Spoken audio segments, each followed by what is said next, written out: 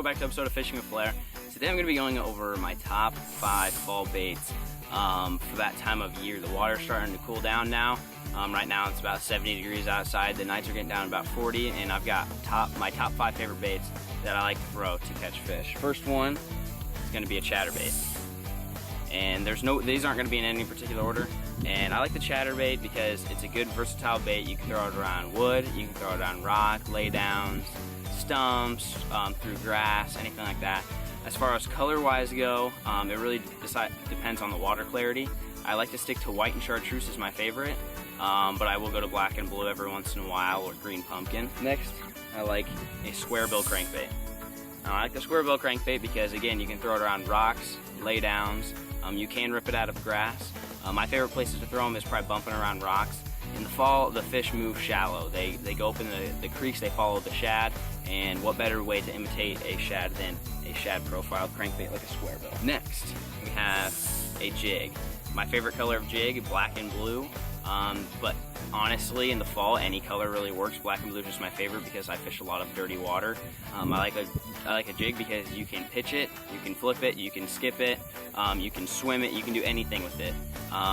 My favorite places to throw it are right around brush piles, laydowns, stumps, logs, that kind of stuff. Next is a topwater walking bait. This one here is a Livingston Lures Walking Boss, and I like this around laydowns and rocks mainly. I try not to fish around grass because it gets caught up, but the best thing to do is to take one of these out in the morning and throw it next to a laydown, up against the bank or on rocks where you think the bait fish might be schooling.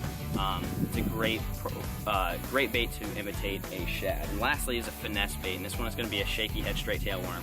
This is one of my top baits year round, and I like this in the fall as well when the fishing is tough, when they're not feeding on bait fish, when they're just kind of being lethargic, sitting around, hanging around. And I like to go with green pumpkin, sometimes a June bug depending on the water clarity. And like I said, I like to throw this around rock piles. I'll even throw it around laydowns if I feel like that's where they're at and they're biting real finesse-like. And just a little bit about fall fishing is they move shallow. These things to keep in mind: they move shallow, they feed on bait fish.